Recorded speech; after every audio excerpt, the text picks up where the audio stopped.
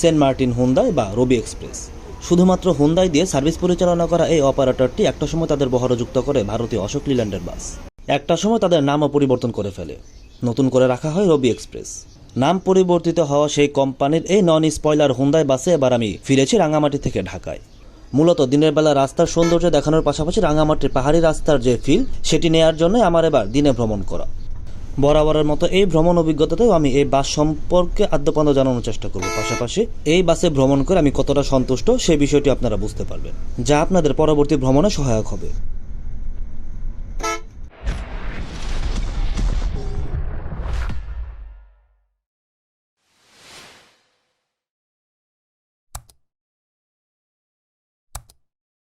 আসসালামু আলাইকুম ভিউয়ার্স।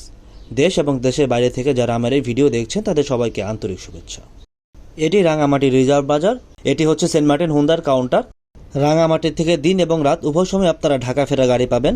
ঢাকা থেকেও ঠিক একই রকম। ঢাকা রাঙামাটি রুটে রবি এক্সপ্রেস বর্তমানে ভাড়া নিয়ে থাকছে 1800 টাকা। আমি ভ্রমণ করেছি 14 সেপ্টেম্বর সকাল 10টায়। এটি হচ্ছে আমার ভ্রমণ করা রবি এক্সপ্রেসের বাস। রাঙামাটি থেকে সকালে একটি মাত্র বিলাসবহুল বাসে ঢাকার উদ্দেশ্যে ছেড়ে আসে। যারা আবদুল্লাপুরও যাবেন তাদের জন্য সবচেয়ে সহায়ক হবে এই বাস, কারণ এই বাসটি সরাসরি আবদুল্লাপুর পর্যন্ত যায়। এছাড়া ধানমন্ডি গাবতলী রুটের যাত্রীদের রাজধানীর আরামবাগে নেমে যেতে হবে। অফ হোয়াইট কালারের এই বাসটি নন স্পয়লার হুন্দাই। এই সিবিইউ হুন্দাইটি সরাসরি কোরিয়া থেকে বাংলাদেশে এসেছে, আর এটি এসেছে এই সেন্ট মার্টিন হুন্দাই অর্থাৎ রবি এক্সপ্রেসের হাত ধরেই। এখানে একটি বিষয় আপনাদের জানিয়ে রাখি, বাংলাদেশে যতগুলো হুন্দাই আমদানি করা হয় বা যতগুলো হুন্দাই বাংলাদেশে এখন পর্যন্ত এসেছে সবগুলোর আমদানিকারকই কিন্তু এই সেন্ট মার্টিন হুন্দাই, আর এটি এইচএনএস গ্রুপের অধীনস্থ। পুরো যাত্রার অভিজ্ঞতা যদি আমি এখানে সংক্ষিপ্ত করে বলে রাখি, সেক্ষেত্রে আমার অভিজ্ঞতা খুব একটা ভালো না। এর পেছনে দিনের বেলা ভ্রমণ সবচেয়ে বড় দায়ী। এছাড়াও কোম্পানির ম্যানেজমেন্ট প্লাস চালকেরও কিছু দায় আছে বলে আমার মনে হয়েছে যাত্রাপথে, যেগুলো আপনাদেরকে আমি জানাবো। এবার আমি এই বাসের ভেতরটা আপনাদের ঘুরিয়ে নিয়ে আসি। এটি হচ্ছে সেন্ট মার্টিন হুন্দাই বাসের ভেতরের অবস্থা। সেন্ট মার্টিন হুন্দার এই বাসটি বিজনেস ক্লাসের 2:1 ফরম্যাটে সবগুলো সিট বসানো হয়েছে। প্রায় 12 মিটার লম্বা এই বাসটিতে মোট সিট আছে 28টি। 9 রোতে সবগুলো সিট বসানো হয়েছে, আর পুরো বাসটি শীততাপ নিয়ন্ত্রিত। সেন্ট্রাল কোনো এসি না থাকলেও প্রতিটি সিটের উপরে এসির ভেন্টিলেটর আছে। আর উপরে যে বক্সগুলো দেখতে পাচ্ছেন, এখানে আপনাদের হ্যান্ডব্যাগগুলো রাখতে পারবেন। এটি হচ্ছে সেন্ট মার্টিন হুন্দাই বাসের সিট। বাংলাদেশে যতগুলো হুন্দাই বাস চলাচল করে সবগুলো বিজনেস ক্লাস বাসের সিটই এমন, কারণ এই সিটগুলো সরাসরি কোরিয়া থেকেই তৈরি হয়ে বাংলাদেশে আসে। ফলে এক এক গাড়িতে এক এক সিট হবে, বিষয়টা তেমন না। একজন মানুষ বসার জন্য এই সিটগুলো পারফেক্ট এবং বেশ কমফোর্টেবল। এটি হচ্ছে বাসের লেগ স্পেসের অবস্থা। আমি আগেই বলেছি 27 সিটের বাস, 9 রোতে বসানো হয়েছে সবগুলো সিট। ফলে বেশ ভালো রকমের লেগ স্পেস আপনারা পাচ্ছেন এই বাসে। লেগ রেস্ট যদি উঠিয়েও দেন, সেক্ষেত্রেও লেগ স্পেসে কোনো কমতি থাকবে না। প্রতিটি সিটের সাথে বাটন আছে 2টি, অর্থাৎ হ্যান্ড রেস্টের এখানে বাটন। এই বাটনের সাহায্যে আপনারা লেগ রেস্ট উঠাতে পারবেন এবং সিট পেছনে ফোল্ডিং করে দিতে পারবেন। আমি বলেছিলাম এসির ভেন্টিলেটরের কথা। মাথার উপর প্রতিটি সিটের উপরে এমন পাবেন আপনারা। এগুলো আপনাদের মতো করে নিয়ন্ত্রণ করতে পারবেন। এখানে সাউন্ড বক্স দেখতে পাচ্ছেন। গাইড যদি আপনাদের উদ্দেশ্যে কোনো বার্তা দেয়, সেক্ষেত্রে সিটে বসে তা শুনতে পারবেন। আর এই রিডিং লাইটগুলো আপনারা জ্বালাতে বা অন অফ করতে পারবেন। পুরোটা আপনাদের উপর। এখানে সুইচ দেখতে পাচ্ছেন। এয়ার কন্ডিশনের পাশাপাশি এই বাসগুলো কিন্তু শীতের দিনে গরম করা অর্থাৎ হট করার ব্যবস্থা আছে। ফলে গরম বা শীত যে কোনো মৌসুমে আপনারা এই বাসে বেশ স্বাচ্ছন্দ্যে ভ্রমণ করতে পারবেন, এমনটাই আশা রাখছি।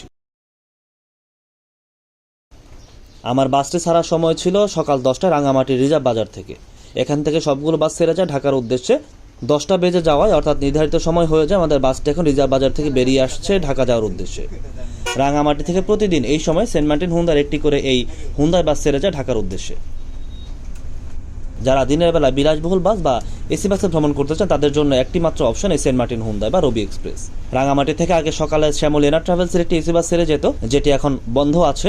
এখন শুধুমাত্র একটি বাসে ছেড়ে যায় ঢাকার উদ্দেশ্যে। যারা আবদুল্লাপুরে যাবেন তাদের জন্য এই বাসটি বেশ সহায়ক হবে, কারণ বাসটি রামপুরা মালিবাগ বাড্ডা হয়ে চলে যাবে আবদুল্লাপুরে। এছাড়াও রাঙামাটি থেকে যদি কেউ নন এসি বাসে ভ্রমণ করতে চান, সেক্ষেত্রে প্রতিদিন সকালে হানিফ এন্টারপ্রাইজের একটি বাস পাবেন আপনার 8টা সাড়ে 8টার দিকে। এছাড়া রাতে সবগুলো কোম্পানির বাসই থাকছে। রিজার্ভ বাজারের থেকে বেরিয়ে আমরা এখন দুয়েল চত্বরের ঢালে এদিক দিয়ে নামতে নামতে দূরের ওই পাহাড়টা আপনারা দেখতে পাচ্ছেন।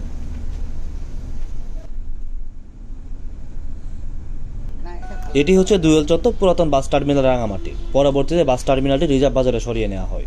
রাঙামাটি থেকে আসার সময় অর্থাৎ ঢাকা আসার সময় সবগুলো জায়গা থেকে যাত্রী উঠে। রিজার্ভ বাজার, দুয়েল চত্বর, বনরূপা, কলেজ গেট, ঘাগড়া, এরকম যত পয়েন্ট আছে অর্থাৎ ম্যাক্সিমাম পয়েন্ট থেকে 1 2 5 করে যাত্রী উঠে ঢাকা যাওয়ার উদ্দেশ্যে। দুয়েল চত্বর থেকে যাত্রী নিয়ে আমরা এখন বনরূপার দিকে যাচ্ছি, সেখানেও যাত্রী আছে। এর মধ্যে ঘড়ির কাঁটায় দেখতে পাচ্ছেন 10টা 20 বাজে। আমি পানির বোতলের কথা বলেছিলাম, 1/2 লিটার করে যাত্রাপথে আপনারা পাবেন। আমরা ইতিমধ্যে পেয়ে গেছি। ফ্রেশ কোম্পানির পানির বোতল দেওয়া হয় রবি এক্সপ্রেসের এই বাসে। আর আমরা এখন চলছি রাঙামাটি শহরের সবচেয়ে সুন্দর রাস্তা দিয়ে, দুপাশে কাপ্তাই লেক, মাঝখান দিয়ে এমন সবুজে ঘেরা রাস্তা। ওই দিন আকাশটাও মেঘলা ছিল, যাত্রাপথে এমন গুড়ি গুড়ি বৃষ্টির আমরা শুরুতে দেখা পেয়েছিলাম।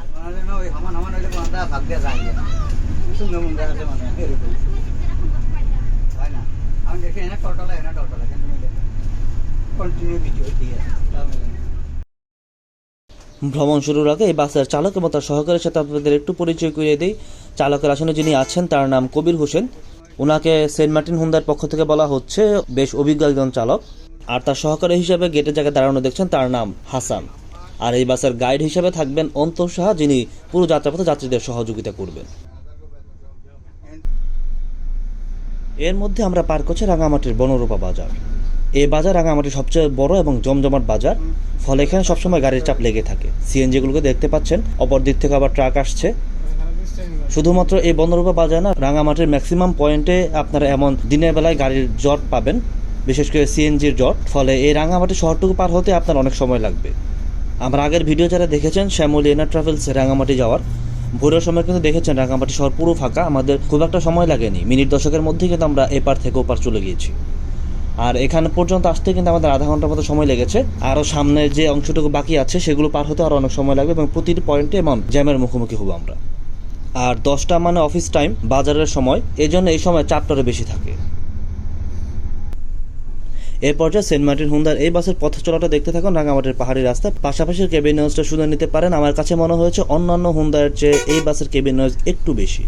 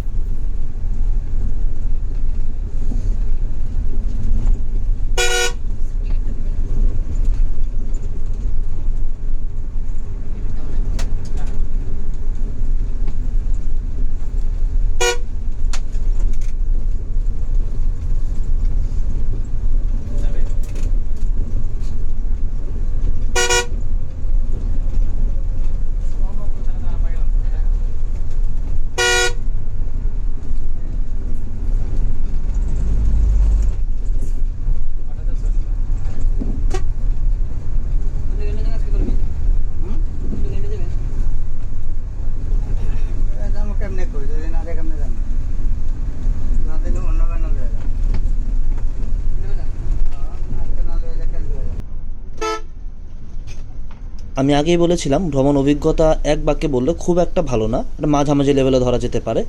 এর পেছনে অন্যতম একটি কারণ হচ্ছে পাহাড়ি রাস্তায় এই বাসের চলাচল। আমি শ্যামলী হুন্দায় এই বাসে তার 2 দিন আগে এই পথেই চলেছি। আমার কাছে তেমন কোনো ফিলই হয়নি যে এমন পাহাড়ি রাস্তায় এই বাসটি চলছে। ঠিক একই রকম বাসে আমরাও কিন্তু এবার ঢাকায় ফিরছি, কিন্তু এই বাসে আমার কাছে মনে হয়েছে আমি কোনো নন এসি বাস বা লোকাল বাসে ফিরছি। পাহাড়ে কোনো টার্ন বা উঁচু কোনো জায়গায় ওঠার সময় যেমন গাড়ি যখন টার্ন নেয় তখন সিটের এক পাশ থেকে আরেক পাশে চলে গিয়েছি। শুধু আমি না, সবগুলো যাত্রীর অবস্থা এমন অবস্থায় যাদের একটু বমির সমস্যা আছে তাদের কিন্তু অবস্থা খারাপ হয়ে যায়। এটা কি কারণে হয়েছে আমি জানি না, তবে আমি যদি শ্যামলীর সাথে কম্পেয়ার করি সেক্ষেত্রে আমার কাছে এটা অনেক বেশি মনে হয়েছে। আমার সাথের যাত্রী যিনি ছিলেন তিনি বলছিলেন যে যাওয়ার সময় এমনটা মনে হয়নি, তাহলে আসার সময় অন্য কোনো রাস্তা দিয়ে আমাদের গাড়ি আসছে কিনা। অর্থাৎ তার কাছেও মনে হয়েছে আমাদের গাড়ি সম্ভবত অন্য কোনো রাস্তা দিয়ে আসছে, কিন্তু যাওয়ার সময় আমাদের বাসটি বেশ ভালো রাস্তা দিয়ে গেছিল। আরেকটি বিষয় যেটা আমি চালকের লক্ষ্য করেছি, এই পাহাড়ি রাস্তায় তিনি রিটার্ডারের ইউজটা খুব কম করেছেন, পায়ের ব্রেকটা বেশি ধরেছেন। পাহাড়ি রাস্তায় এমনিতে বিপরীত দিক থেকে হুটহাট গাড়ি চলে আসে, এ তো বেশ সতর্ক থাকতে হয়। আর এমন অবস্থায় হুটহাট ব্রেক করার কারণেও এমনটা হয়ে থাকতে পারে আমার যেটা ধারণা, কারণ এমন রাস্তায় কিন্তু বিপরীত দিক থেকে কখন গাড়ি আসছে বা আসবে এটা কেউ জানে না বা কেউ বলতেও পারবে না, দেখাও যায় না। ফলে এমন অবস্থায় বেশ সতর্কতার সাথে গাড়ি চালাতে হয়, আর যে কোনো সময় যে কোনো পরিস্থিতিতে আপনাকে ব্রেক করতে হতে পারে। আর তুলনামূলক এই বাসে আমার ঝাঁকি একটু বেশি মনে হয়েছে। এছাড়া পুরো পাহাড়ি পথে আমাদের চালক 40 থেকে 60 এমন গতিতে গাড়ি চালিয়েছেন।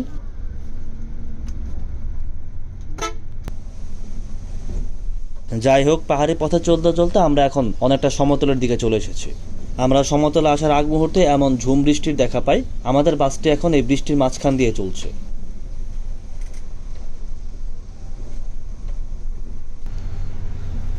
আমরা এখন চট্টগ্রামের রাউজানে। আমি যাওয়ার সময় দেখিয়েছিলাম এমন 4 লেনের রাস্তা, বলেছিলাম বেশ সুন্দর রাস্তাটি হয়েছে। ওই সময় হয়তো আপনারা পুরোপুরি সৌন্দর্য উপভোগ করতে পারেননি, কারণ ভোর ছিল, আলো পুরোপুরি ফুটেনি। এই রাস্তা কিন্তু এখনো পুরোপুরি কমপ্লিট হয়নি। একদম হাটহাজারি পর্যন্ত আপনারা এই রাস্তার সুবিধা পাবেন। এটি পুরোপুরি যখন চালু হয়ে যাবে তখন এখানে বেশ স্বাচ্ছন্দ্যে গাড়ি চালাতে পারবেন চালকরা।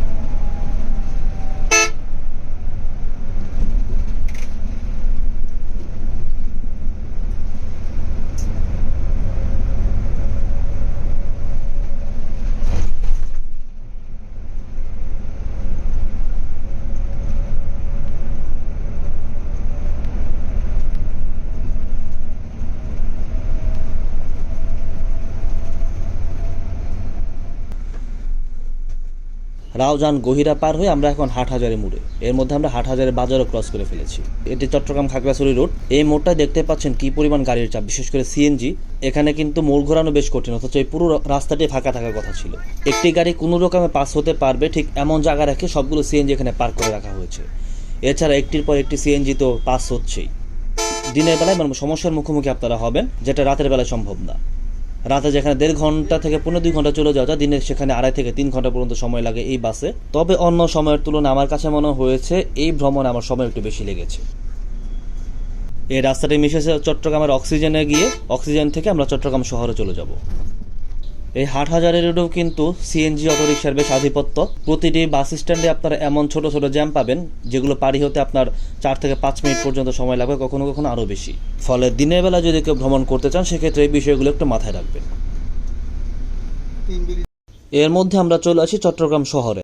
10টার সময় আমাদের বাসটি রাঙামাটি থেকে ছেড়েছিল, আর চট্টগ্রাম শহর পর্যন্ত আসতে আমাদের 3 ঘন্টা লেগেছে, অর্থাৎ 1টা বেজে গেছে।